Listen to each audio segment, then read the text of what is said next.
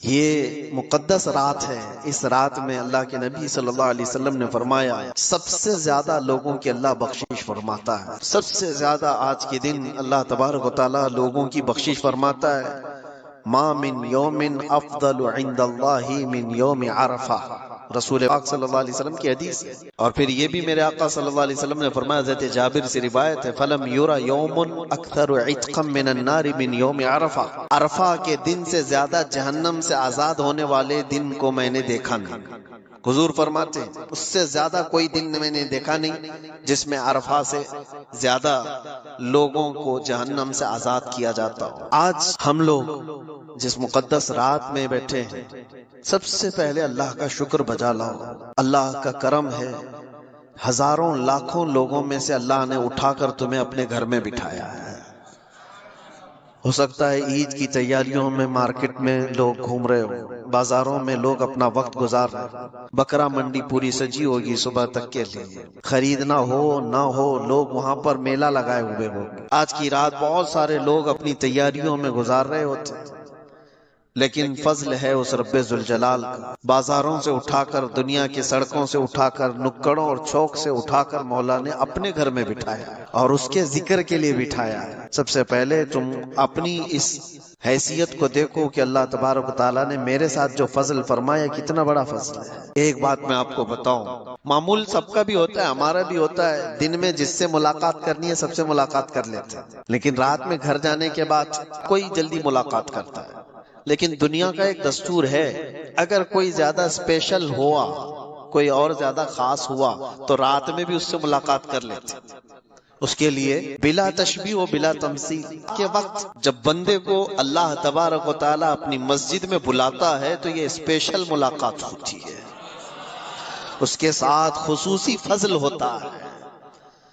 ورنہ ہم جس شہر میں ہیں یہاں مسجدیں رات کو کھلتی ہیں، عشاء میں ہی لوگ زیادہ نہیں ہوتے، مسجدیں بند ہو جاتی ہیں۔ اور یہ شہر تو مشہور ہے اس بات کے لیے کہ یہاں کا دن شروع ہوتا ہے مغرب کے بعد، لوگ جو ہے راتوں کو اپنا دن مناتے ہیں، عیش و عشرت کا مشہور شہر ہے۔ لیکن اس شہر میں رات کے وقت رب تبارک و تعالیٰ نے تم پر فضل فرما احسان کیا ہے۔ اللہ تبارک و تعالی ہماری آخری سانس تک اس کا ذکر ہماری زبانوں پر جاری رکھے۔ میرے عزیزو، اللہ تعالیٰ نے قرآن میں جو فرمایا کہ لوگوں کو حکم دیا گیا ہے کہ صرف اللہ کی عبادت کریں، خالص اس کے لیے، بغیر کسی کے دکھاوے کے۔ جو میری بات چل رہی تھی اس کو میں آگے بڑھاتا ہوں۔ فارمیلٹیز سے نکلو، دکھاوے سے نکلو، رسم و رواج سے نکلو۔ ایک بزرگ ہے امام غزالی رحمۃ اللہ تعالیٰ علیہ، فرماتے ہیں 30 سال تک، توجہ دینا میری اس بات، 30 سال تک ان کی جماعت سے نماز کبھی چھوٹی نہیں۔ اتنا ہی نہیں، ایک بھی نماز جماعت سے انہوں نے ترک نہیں کیا 30 سال تک۔ صرف جماعت نہیں، تکبیر اولیٰ بھی فوت نہیں ہوئی تھی۔ تکبیر اولیٰ کس کو کہتے ہیں؟ امام جو سب سے پہلی تکبیر باندھ رہا ہے اس وقت وہ حاضر تھے، وہ تکبیر بھی ان کی 30 سال میں کبھی چھوٹی نہیں تھی۔ جماعت سے نماز تو ہو سکتی ہے، پہلی رکعت چھوٹ گئی ہے، دوسری میں گئے تب بھی اس کو کہیں گے جماعت سے نماز ہو گئی، لیکن جس بزرگ کی بات میں کر رہا ہوں 30 سال تک ان کی پہلی تکبیر بھی امام کے ساتھ چھوٹی نہیں تھی۔ لیکن ایک بار ایسا ہوا، مغرب کی نماز میں آئے تو امام صاحب رکعت باندھ لیے تھے اور ان کو پہلی صف میں جگہ نہیں ملی، تھوڑی سی تاخیر میں آئے۔ 30 سال کے بعد کی بات کر رہا ہوں، پہلی بار ایسا ہوا، رکعت نہیں چھوٹی پوری، بس پہلی تکبیر چھوٹی، امام کی قرات شروع ہو گئی تھی، ان کو تیسری صف میں جگہ ملی، وہ واپس چلے گئے، گھر چلے آئے، گھر میں آ کر نماز ادا کر۔ کیوں؟ پھر عشاء میں نہیں آئے، عشاء میں نہیں آئے یا مغرب میں جو واپس چلے گئے تو دوسرے دن بہت بڑی خبر ہے یہ کسی کے لیے، جو 30 سال کا پابند و نماز وہ آج کہاں گیا، یہ سب کے لیے خبر بن جاتی ہے، نیوز بن جاتی ہے۔ امام غزالی فرماتے ہیں اس زمانے میں ایک اور بڑے بزرگ تھے، ان کو خبر ملی کہ وہ تو کل مغرب میں آ کر کے واپس چلے گئے اور عشاء میں آئے بھی نہیں، تو کہے کہ وہ خود چل کر کے آئے ان کے گھر پر۔ کہا کہ ہوا کیا ہے آپ کو؟ سنا کہ آپ مغرب میں آئے بھی تھے اور واپس چلے گئے اور پھر عشاء میں نہیں آ پائے۔ انہوں نے کہا بات اتنی تھی، 30 سال سے میں نے نمازوں کی پابندی کی، تکبیر اولیٰ بھی میری فوت نہیں ہوئی، مغرب میں جب گیا تو امام تکبیر باندھ چکے تھے، قرات شروع ہو گئی تھی، مجھے تیسری صف میں جگہ ملی، میں واپس آیا۔ کہا کیوں؟ کہا سارے لوگ مجھے دیکھ کر کیا کہتے ہیں کہ 30 سال سے جس کی کبھی پہلی تکبیر نہیں چھوٹی وہ آج پیچھے رہ گیا، مجھے شرمندگی ہوئی، مجھے شرم آنے لگ گئی، اس لیے میں واپس آ گیا۔ پھر عشاء میں کہا لوگ کیا بولتے کہ اتنے سالوں تک جو پابندی کیا وہ ایسا کیسے پیچھے ہو گیا؟ تو اس بزرگ نے کہا یہ تو پورے 30 سال کی نمازیں واپس قضا کر، اس لیے کہ تو 30 سال تک لوگوں کے لیے نماز پڑھتا رہا، لوگ کیا کہیں گے اس لیے نماز پڑھتا رہا۔ انہوں نے کہا کہ جا تو واپس 30 سال کی نماز قضا کر لے جو تو ایک بھی تکبیر اولا چھوٹے بغیر جو پابندی کر رہا تھا۔ بہت روئے، بہت روئے۔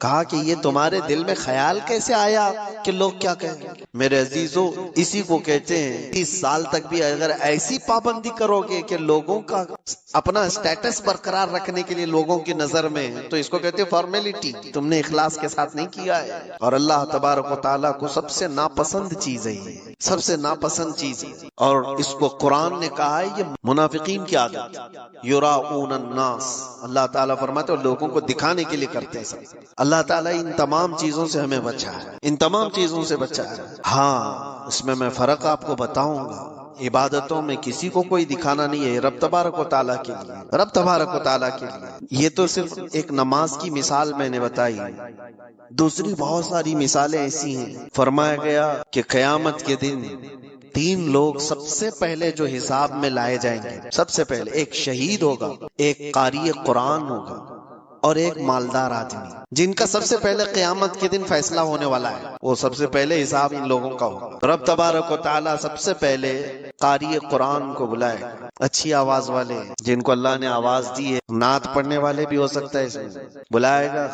رب تعالیٰ فرمائے گا میں نے تجھے بہت اچھی آواز دی تھی، تو بتا کیا کیا اس کا؟ کہے گا رب تبارک و تعالیٰ اے اللہ میں تو تیرا کلام لوگوں کو سناتا تھا میٹھی آواز میں، اور لوگ مد بھری آواز کو سن کر مست ہو جاتے تھے، تیرا کلام میں نے زندگی بھر پڑھا ہے۔ اور وہ قاری صحیح جواب دے رہا ہے، اس نے زندگی بھر قرآن ہی لوگوں کو سنایا ہے۔ تو رب تبارک و تعالیٰ فرماتا ہے کیا تیرے دل میں یہ نیت نہیں تھی کہ لوگ تیری آواز کو داد دیں گے، تعریف کریں گے، لوگ تیری واہ واہی کریں گے؟ کہا رب تعالیٰ فرماتا ہے جس چیز کے لیے تو یہ تلاوت کرتا تھا، قرات کرتا تھا، وہ میں نے دنیا میں تجھے دلا دیا، اب یہاں تیرا کوئی حصہ نہیں، حکم ہوگا اس کو جہنم میں لے جاؤ۔ یہ حدیث پاک میں۔ دوسرا مالدار جو بہت خیرات کرتا تھا، لوگوں کو بہت دیتا تھا، رب تعالیٰ اس کو فرمایا کہ بتا میں نے تجھے مال بہت دیا تھا، تو نے کیا کیا؟ وہ کہے گا اللہ میں نے سخاوت کے دریا کھول دیے تھے، جو آتا تھا جس طرح آتا تھا میں نے سب کو دیا ہے، تو نے دیا مال اور میں نے خیرات سب کیا ہے۔ رب تعالیٰ فرماتا ہے کیا تو اس لیے نہیں خیرات کرتا تھا کہ لوگ تجھے بڑا دیالو کہیں، لوگ تجھے بہت بڑا سخی کہیں؟ ہاں، اس کے دل میں یہ نیت تھی کہ لوگ اس کی سخاوت کی تعریف کریں۔ اللہ فرماتا ہے جو تو دنیا میں چاہتا تھا لوگوں کی تعریف، وہ میں نے تجھے دنیا میں کروا دی، لوگوں میں تیرا بہت نام ہے کہ تو بہت بڑا دھنی تھا، غنی سخی تھا، لوگوں نے بہت تعریف کی ہے، یہاں تیرا کوئی حصہ نہیں، اس کے لیے بھی حکم ہوتا ہے جہنم میں لے جاؤ۔ تیسرا شہید ہے، اس کو رب تعالیٰ فرماتا ہے بتا میں نے تجھے جوانی دی، طاقت دی، تو نے اس کا استعمال کہاں کیا؟ وہ کہتا ہے اللہ میں نے تیری دی ہوئی طاقت اور جوانی کو جہاد میں استعمال کیا، میں جنگیں لڑی اور تیرے نام پر میں قربان ہو گیا، میں نے اپنی جان قربان کر دی۔ رب تعالیٰ فرماتا ہے کیا تو یہ نہیں سوچتا تھا کہ لوگ تجھے بڑا بہادر کہیں اس لیے لڑتا تھا، لوگ تیرے طاقت کے جوہر مان لیں اس لیے لڑتا تھا؟ تو اس کے دل میں یہ نیت تھی۔ تو رب تعالیٰ فرماتا ہے لوگوں نے تیری دنیا میں بہت تعریف کی، تیرے بہادری کی، تو جا تجھے جو کچھ بھی دنیا سے چاہیے تھا وہ میں نے دلا دیا، اب یہاں سوائے جہنم کے کچھ نہیں۔ قاری قرآن جہنم میں جا رہا ہے، سخی مالدار جہنم میں جا رہا ہے، شہید جہنم میں جا رہا ہے، کس لیے؟ صرف اس لیے کہ انہوں نے جو یہاں کام کیے تھے وہ دکھاوے کے لیے کیے تھے، اخلاص نہیں تھا۔ یہ کتنی بڑی چیز ہے، آپ تو شہید تک بھی نہیں پہنچے، سخی تک بھی نہیں پہنچے، اور قاری قرآن تک بھی نہیں پہنچے، وہ بہت بڑے لوگوں کی بات کر رہا ہوں، ان کے اندر دکھاوا آیا تو نکل گئے جہنم کی طرف۔ اسی لیے مولا علی شیر خدا کرم اللہ تعالی کریم کی یہ بات ملتی ہے، ایک جنگ کے دوران آپ نے ایک ظالم کو، ایک دشمن کو لٹا دیا اور اس کے سینے پہ پیر رکھ کر کے کھڑے ہو گئے، اس کو قتل کرنے ہی والے تھے، اس نے آپ کے منہ پہ تھوک دیا، حضرت علی نے اس کو چھوڑ دیا، کہا کہ اس کو چھوڑ دو۔ وہ ڈر گیا کہ اب قتل کے قریب تھا، ایسے حالت میں تو غصہ ڈبل ہونا چاہیے، جب آدمی ہمارے کنٹرول میں آ گیا ہو اور وہ بدتمیزی کرے تو غصہ ڈبل ہونا چاہیے، ایک مارنے والا تھا اب 4 ماریں گے، اور اس کو قتل کرنے والا تھا بری طرح سے قتل کروں، لیکن حضرت علی کھڑے ہو گئے۔ اس نے پوچھا کہ دنیا میں تو ایسے وقت میں تو جو غالب آدمی ہے اس کا غصہ ڈبل ہو جاتا ہے، تم نے چھوڑ کیوں دیا؟ کہا میں جو تجھے مار رہا تھا وہ خالص اللہ کے لیے، اللہ کا دشمن، تو اللہ کی دشمنی میں میرے سامنے آیا تھا تو میں تجھے مار رہا تھا، لیکن جب تو نے میرے منہ پہ تھوک دیا، اب میں قتل کرتا تو کہیں یہ نہ ہو کہ میں اس تھوک کا بدلہ لینے کے لیے تجھے قتل کیا، اس لیے میں نے چھوڑ دیا، میرا نفس نہ آ جائے اس کے اندر، میں اپنی ذات کے لیے کچھ نہیں کرتا۔ میرے عزیزوں، بہت سارے اعمال ہیں جن کو ضائع ہونے سے بچانے کے لیے بہت کچھ ہمیں تیاری کرنی پڑتی ہے۔ بہت سارے لوگ اپنے ظاہر کو دیکھیں، کبھی بھی آپ یہ تصور نہ کریں کہ لوگ کیا کہتے ہیں۔ حضرت ابو بکر شبلی رحمۃ اللہ تعالی علیہ سے پوچھا گیا پاک صلی اللہ تعالی علیہ وسلم کا عاشق کون ہوتا ہے؟ بہت اچھی بات ہے، توجہ، آپ سے پوچھا گیا، جواب کیسا دیتے ہیں؟ حضرت ابو بکر شبلی کہتے ہیں جس کو دنیا پاگل کہے اور وہ اپنے محبوب کی محبت میں مگن رہے، دنیا اس کو پاگل کہتی ہے اور وہ اپنے نبی کی محبت میں مگن ہے، اس کو یہ فرق نہیں پڑتا لوگ مجھے کیا کہتے ہیں، وہ عاشق ہوتا ہے، اسے دنیا کی پرواہ نہیں ہے کہ لوگ کیا کہیں، میری شکل پہ کیا کہیں۔ گرام وقار، بہت ساری چیزیں ایسی ہیں جس میں ہماری نیت سے ہمارے اعمال خراب ہو سکتے ہیں، ہماری نیت سے ہمارے اعمال بہت اچھے بھی ہو سکتے ہیں، اس چیز کا ہمیشہ خیال۔ اسی لیے میں نے کہا شروع میں بات رکھی، فارمیلٹیز سے نکل کر کے آ جاؤ، بہت ساری چیزیں اخلاص کے ساتھ اپنی زندگی کے ان ایام کو رکھو۔ ایک بات اور میں آپ کو بتاؤں، امام اہل سنت فاضل بریلوی رحمۃ اللہ علیہ کی بات یاد آتی، رمضان المبارکہ میں اعتکاف میں تھے، مسجد میں اعتکاف میں بیٹھے ہوتے اور افطاری کے فوراً بعد آپ کو پان کھانے کی عادت تھی، اور گھر سے جو کھانا لاتا لے جاتا تھا تو وہ 10-12 سال کا ایک بچہ تھا، وہ افطاری میں کھانا تو لایا، ایک دن پان نہیں لایا، لیٹ کر دیا، تراویح ہو گئی، اور جس کو پان کھانے کی عادت ہے افطاری کے فوراً بعد، وہ ہم کو تو نہیں ہے لیکن پان والے بہتر جانتے ہیں کہ طلب شروع ہو جاتی ہے، تو ہو سکتا ہے تھوڑی دیر نہ ملے تو دماغ میں بہت ساری چیزیں آنے لگتی ہیں۔ تراویح کے بعد وہ بچہ آیا پان لے کر کے، آپ پان تو لے لیے، ایک چماٹ بھی لگا دی کہ اتنی دیر کہاں گیا تھا، تماچا لگا دی اس کو، یہ تو گھر میں چلتا رہتا ہے، کیا ہم اپنے بچوں کو نہیں مارتے؟ کوئی اگر تاخیر کیا یا کوئی چیز ہوئی تو ڈانٹ ڈپٹ یا تھوڑا سا مارنا، یہ تو نارمل چیز ہے، چلتی ہے، وہ بچہ اپنا سر رگڑتے ہوئے بھاگ گیا، لیکن امام اہل سنت فاضل بریلوی رحمۃ اللہ علیہ وہ عاشق رسول، پان کھانے کے بعد بے چینی بڑھ گئی، اور اتنی بے چینی کہ مسجد میں ٹہلنے لگ گئے، ادھر سے ادھر سے ادھر۔ آپ کے شاگرد ہیں ملک العلماء ظفر الدین رحمۃ اللہ علیہ، وہ مسجد میں تھے، انہوں نے آ کر کے پوچھا اعلیٰ حضرت سے کہ کیا آپ کسی چیز کے تلاش میں ہیں، کیوں اتنی بے چینی؟ اعلیٰ حضرت نے کہا وہ بچہ کہاں گیا جو پان لایا تھا؟ کہا کیوں، کیا بات ہے؟ کہا اس کو ڈھونڈ کے لے آؤ، اس کو ڈھونڈ کے لے آؤ، میں نے ناحق اس کو مار دیا۔ علامہ ظفر الدین رحمۃ اللہ علیہ فرماتے ہیں کہ یہ بھی تو کوئی بات ہے، وہ خادم ہے آپ کا، خاندانی خادم ہے، اس کے گھر سے سارے لوگ خدمت کرتے ہیں۔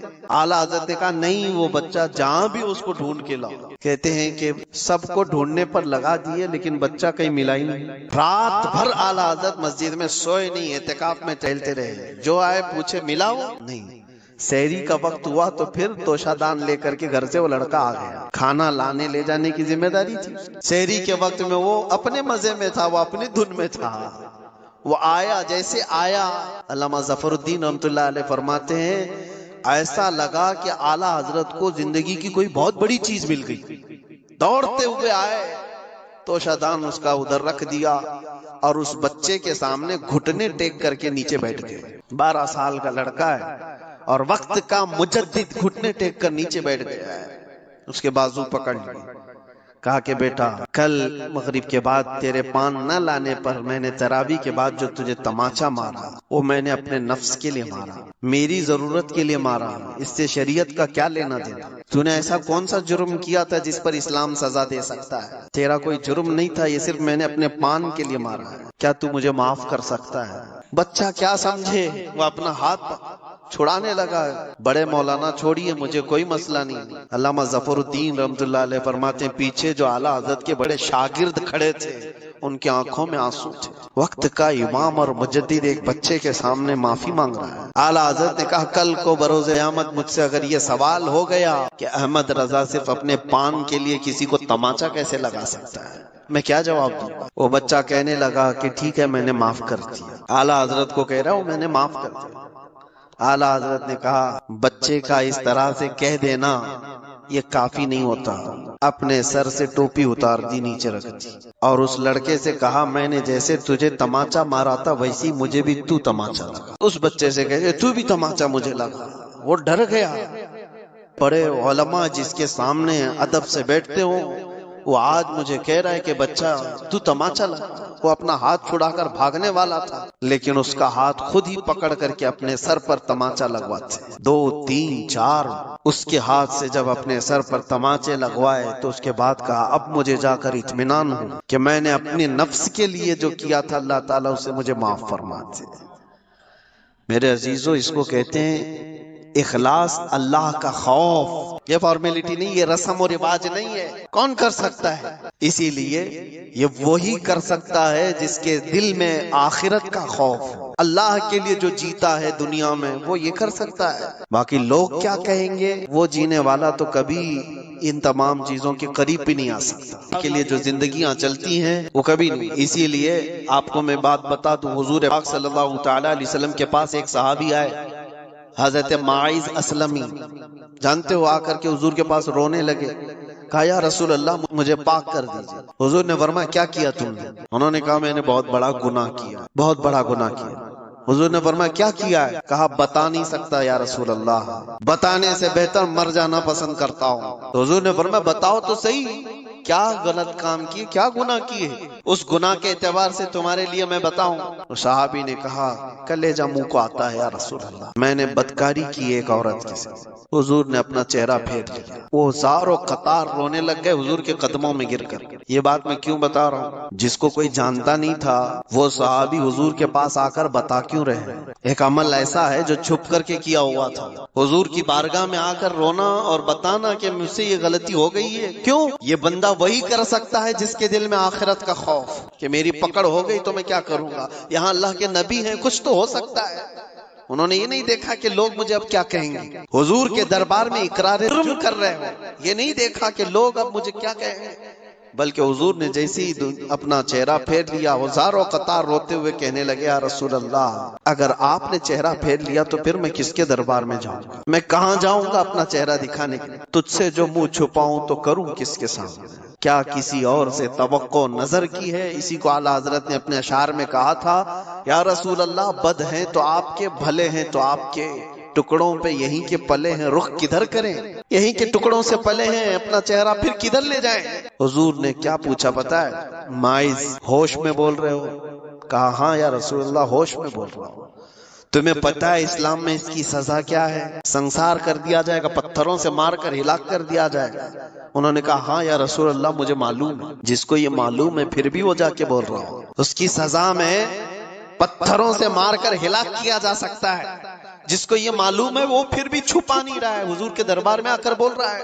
یہ کون کر سکتا ہے؟ جس کے دل میں یہ خوف ہو اللہ کا، آخرت میں پکڑ ہو گئی تو کیا کروں گا۔ حضور نے فرمایا یہ نشے میں بھی نہیں ہے، ہوش و حواس میں ہے، اور اسلامی سزا اس کو پتا ہے، اس کے باوجود بول رہا ہے۔ حضور نے 3 بار پوچھا تو انہوں نے وہی جواب دیا، تو اللہ کے نبی نے فرمایا صحابہ سے لے جاؤ معاذ اسلمی کو، مدینے کی ایک پہاڑی تھی جبل انم، وہاں سے ان کو نیچے دھکیل دیا گیا اور پتھروں سے سنسار کیا۔ اسلام کی سب سے بڑی سزا ہے پتھروں سے مار کر کے ختم۔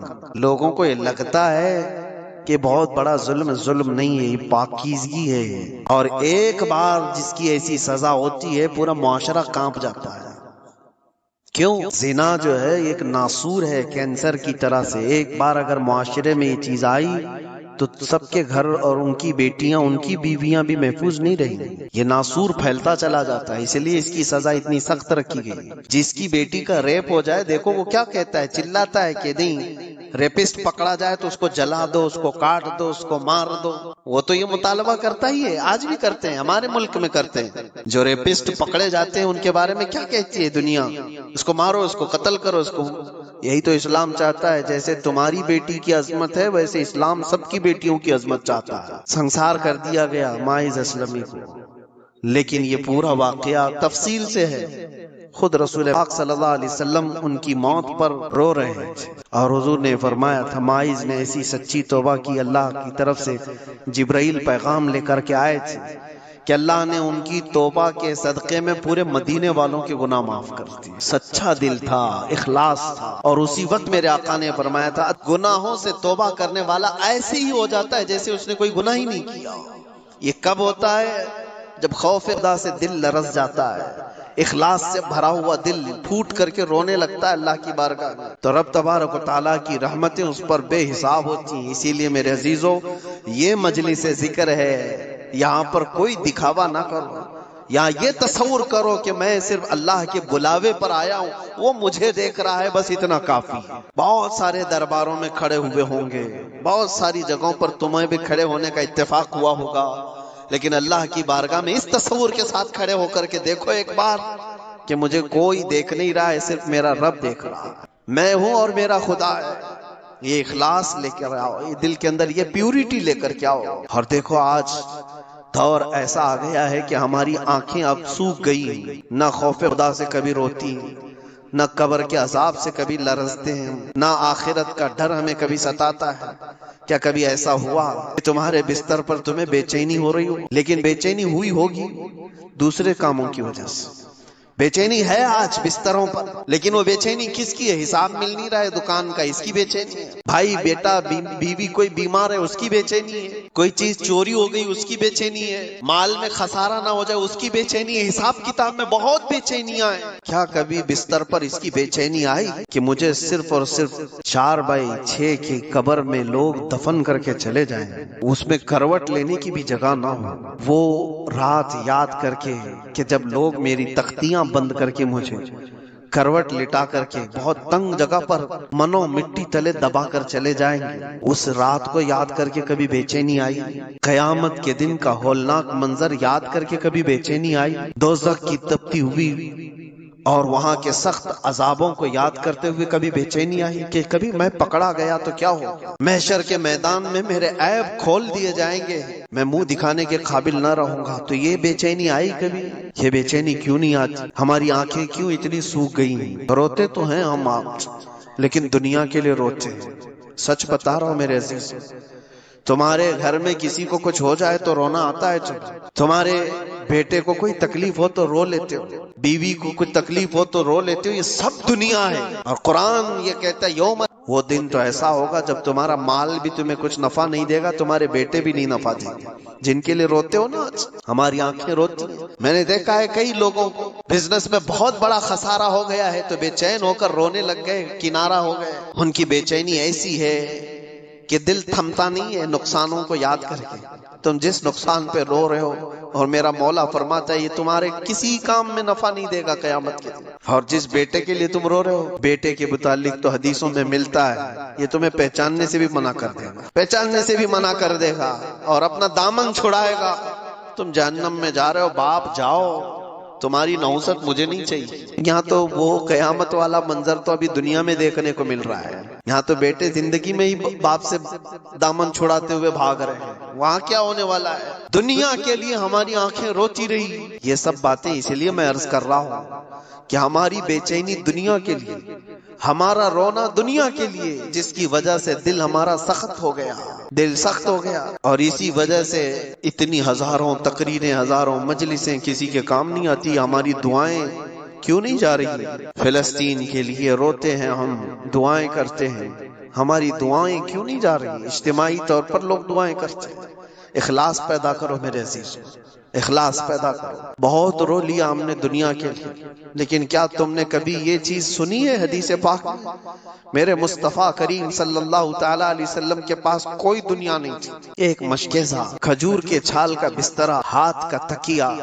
جب حضور سو کر کے اٹھتے تھے تو آپ کے جسم پر رسیوں کے نشان ہوا کرتے تھے، اور حضور پاک صلی اللہ علیہ وسلم کی 10 بیویوں کے گھر بنے تھے مدینہ طیبہ میں مسجد نبوی کے پاس، اور کسی بھی گھر کا کوئی دروازہ نہیں بنا تھا، سب کے پردے لٹکے ہوئے تھے، اور جس گھر میں بھی حضور جاتے تھے تو چھت سر سے لگتی تھی۔ یہ گھر تھے حضور کے، یہ دنیا حضور کے پاس تھی، لیکن قسم رب ذوالجلال کی، میرے آقا کے متعلق جتنے بھی صحابہ بیان کرتے ہیں، پوری زندگی حضور نے کبھی ایک مرتبہ بھی دنیا کی فکر میں حضور کو روتے نہیں دیکھا۔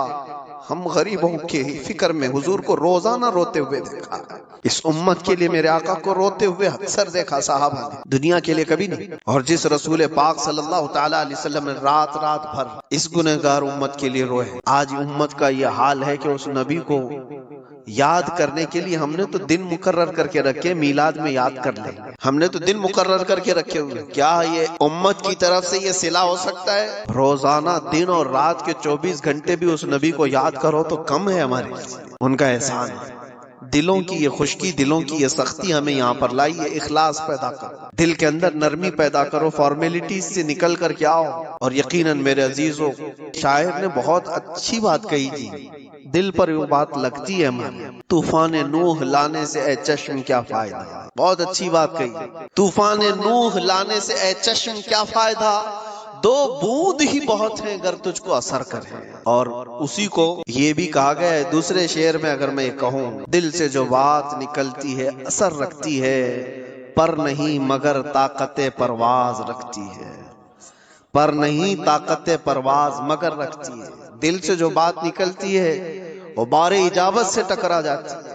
آپ کو پتہ ہے ایک صحابی تھے، اللہ تبارک و تعالیٰ کے محبوب کیسے ہوتے تھے، وہ دل سے اللہ تعالیٰ کو چاہنے والے ایسے صحابی، حضور پاک صلی اللہ تعالیٰ علیہ وسلم کی بارگاہ میں ایسے ملازمت کے ساتھ رہتے تھے، سب کچھ چھوڑ دیا تھا، عیش عشرت کوئی چیز نہیں تھی، خالص اللہ کی محبت۔ لیکن اتفاق ایسا ہوا ان کے ساتھ کہ ان کی بہن کا کسی دوسرے خاندان کے ساتھ کچھ جھگڑا ہو گیا، لڑائی ہو گئی، ان کی بہن نے سامنے والے کو کچھ مارا تو اس کے دانت ٹوٹ گئے، اور بدلے میں دانت کے بدلے دانت، وہ خاندان والے حضور کے پاس آئے فیصلہ کروانے کے لیے، یا رسول اللہ صلی اللہ علیہ وسلم، ان کی بہن نے ہمارے گھر میں ہماری بہن کو مارا ہے جس سے دانت ٹوٹ گئے، کیا ہونا چاہیے؟ تو حضور پاک صلی اللہ تعالی علیہ وسلم فرمایا کیا ایسا ہوا ہے؟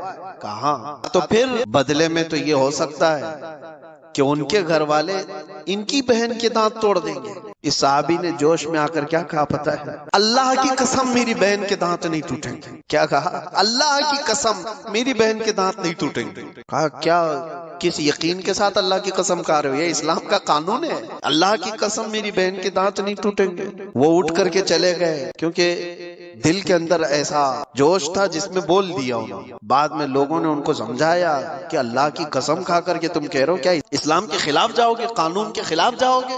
لیکن میرے دل سے نکل گئی بات۔ ہوا اتفاق کہ وہ دوسرے خاندان والے آئے حضور کے پاس، آ کر کے انہوں نے کہا یا رسول اللہ صلی اللہ علیہ وسلم، ہم بدلہ نہیں چاہتے، کچھ فدیہ دے کر کے ان کو چھوڑ دینا چاہتے۔ سامنے والے خود راضی ہو کر کے آئے اور ان سے کہا کہ نہیں، ہم بدلے میں دانت نہیں توڑیں گے، کچھ فدیہ لے کر کے، کچھ دیت لے کر کے چھوڑ دینا چاہتے ہیں۔ یہ صحابی خوش ہو گئے، حضور کے پاس جبرائیل امین آئے، یہ واقعہ کیوں ہوا تھا؟ اس پر حضور پاک صلی اللہ علیہ وسلم نے ایک بات فرمائی جو بخاری شریف میں موجود ہے۔ اللہ کے نبی فرماتے ہیں کچھ بندے ایسے ہیں بکھرے بالوں والے، پراگندہ چہرے والے، دھول میں اٹے ہوئے، لیکن اگر وہ اللہ کی قسم کر دیں کسی چیز پر تو اللہ ان کی قسم پوری کر دیتا ہے۔ لو اقسموا علی اللہ لابر، اگر وہ اللہ کو قسم دیں کسی بات کی، اللہ ان کی قسم کی لاج رکھتا ہے، ان کی قسم پوری کر دیتا ہے۔ یہ کون لوگ ہیں؟ یہ وہ اخلاص کے بادشاہ ہیں، خالص رب کے لیے جیتے ہیں، اللہ کے لیے جیتے ہیں۔ اور اسی لیے میرے آقا نے فرمایا من کان للہ کان اللہ لہ، جو اللہ کا ہو جاتا ہے اللہ اس کا ہو جاتا ہے۔ بس اس طرح کی زندگی پر اپنے آپ کو لے آؤ، دنیا کے سارے جھمیلوں سے اپنے آپ کو نکالو، اللہ کے ہو جاؤ، اپنے آپ کو اس کی طرف اس کے حوالے کر دو. پھر دیکھو یہ بھی بات کسی شاعر نے سچ ہی کہا ہے، خود ہی کو کر بلند اتنا کہ ہر تقدیر سے پہلے خدا بندے سے خود پوچھے بتا تیری رضا کیا ہے. وہ مقام لانے کے لیے بندے کو اپنا آپ سب حوالہ کرنا ہوگا رب تعالیٰ کی بارگاہ میں. اپنے آپ کو حوالہ کر دو اللہ کی بارگاہ میں. دو بہت بڑے بزرگ ہیں، یہ آخری بات مسلم شریف کے شرح میں امام نووی رحمۃ اللہ علیہ نے ان کا ذکر فرمایا. ایک ربیعہ بن حراش، ایک ربعی بن حراش، دو بھائی تھے، سگے بھائی تھے، بڑے محدثین ہیں. اللہ والے کیسے اٹھے دیکھو. اور دونوں نے آدمی یہ قسم کھا لی کہ میں زندگی بھر تو کچھ باتیں چل رہی تھی ان کی آخرت کو لے کر. ان کے جو بڑے بھائی تھے ربعی یا چھوٹے تھے، انہوں نے قسم کھا لی جب تک میں جنت میں اپنے آپ کو نہیں دیکھ لوں گا اس وقت تک ہنسوں گا نہیں. اپنے آپ پر حرام کر لیا ہنسنا زندگی میں. ان کے دوسرے بھائی نے بھی کہا میں بھی قسم کھاتا ہوں کہ جب تک میں اپنے آپ کو جنت میں نہیں دیکھ لوں گا ہنسوں گا نہیں. کیسے لوگ تھے، اور زندگی بھر ان کو کوئی ہنستے ہوئے نہیں دیکھا، نہیں ہنسے. لیکن اللہ تبارک و تعالیٰ کے لیے جب بندہ کوئی چیز چھوڑ دیتا ہے تو رب تعالیٰ اسے تنہا نہیں چھوڑتا. حضرت ربعی بن حراش بڑے محدثین نے یہ بات لکھی ہے، انتقال ہو گیا اس وقت تک نہیں ہنسے، موت آ گئی تب تک نہیں ہنسے. لیکن لوگ ان کو جب غسل کے لیے تخت پر لٹاتے ہیں تب وہ ہنس پڑے. موت کے بعد تخت پر جب غسل کے لیے لٹائے گئے تو ان کی ہنسی چھوٹ گئی. لوگوں نے ہنستے ہوئے ان کو دیکھا بھی اور سنا بھی. کفن پہنایا اور دفن کیا. ان کے چھوٹے جو بھائی تھے ان کا بھی انتقال ہو گیا، ان کو ہنستے ہوئے کسی نے نہیں دیکھا.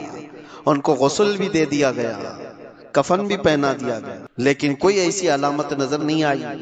اور قبر میں رکھا گیا تو قبر کی تختیاں ان کی بند کی جا رہی تھی، وہ زور سے ہنس پڑے. قبر کے اندر بزرگوں سے پوچھا گیا یہ کیا بات تھی، تو شارح نووی شارح مسلم وہ کہتے ہیں ان دونوں نے زندگی میں قسم کھائی تھی جب تک جنت نہ دیکھوں ہنسوں گا نہیں.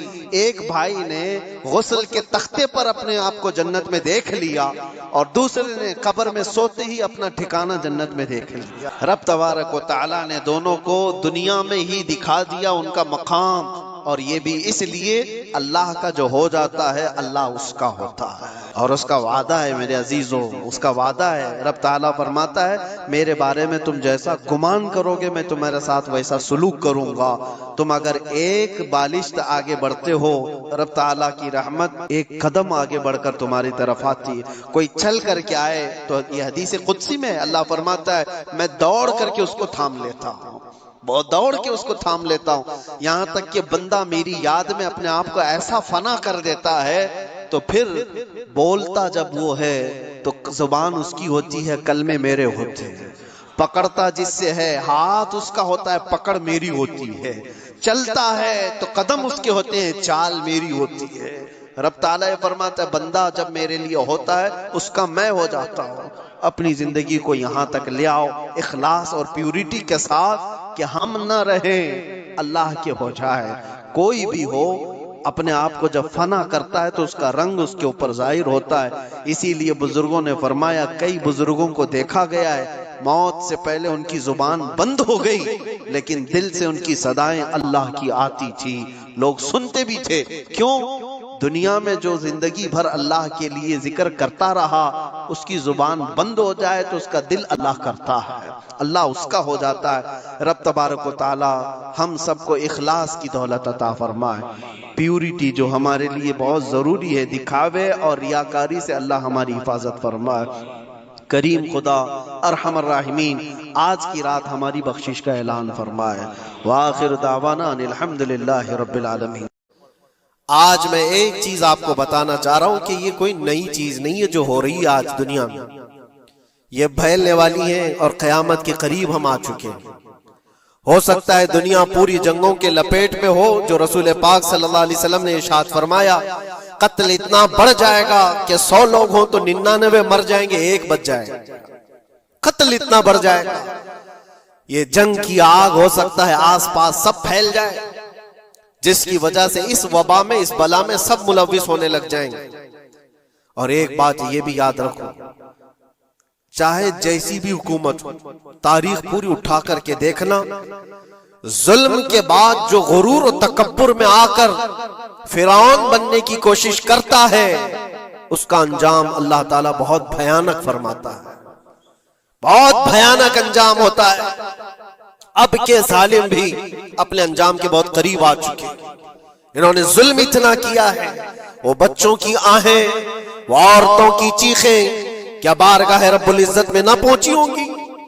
رب تبارک و تعالیٰ خود فرماتا ہے سَيَعْلَمُ الَّذِينَ ظَلَمُوا أَيَّ مُنْقَلَبٍ يَنْقَلِبُونَ، ان قریب ظالم یہ دیکھ لیں گے کہ کس پلٹی میں اللہ تعالیٰ انہیں گرانے والا ہے۔ جو جال وہ اپنے دشمنوں کے لیے بنتے ہیں اللہ تعالیٰ اسی جال میں ان کو پھنساتا ہے۔ آج دیکھنا آپ تاریخ کی سچائیاں آپ کو اس بات کا جواب دیں گی۔ ظالم یہ سمجھتا ہے کہ میں خدا کے برابر ہو چکا، مجھے کوئی بھی ہلاک نہیں کر سکتا۔ اللہ تعالیٰ فرماتا ہے اینما تکونوا یدرککم الموت ولو کنتم فی بروج مشیدہ، تم مضبوط قلعے میں کیوں نہ بیٹھے ہو، موت تمہارے پاس آ کر پکڑ لے گی۔ اور رب تبارک و تعالیٰ کے لیے کوئی چیز ناممکن ہے۔ ظالموں 40,000 نہیں 50,000 لوگوں کو فلسطین میں تم نے ناحق مار دیا، اس پر کوئی بیٹھک نہیں کرتے۔